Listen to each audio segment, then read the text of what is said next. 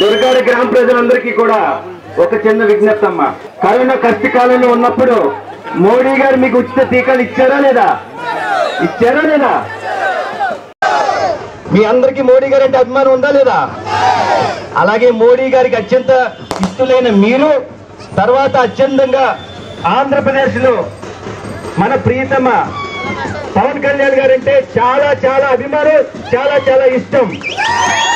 అందుకని మీరేసే ప్రతి ఓటు కూడా ఈరోజు మోడీ గారికి ఓటేయాలి, మోడీ గారిని ప్రధానమంత్రిగా చూడాలని మీరు అందరూ కోరుకుంటున్నారు. దానికి చాలా ధన్యవాదాలు.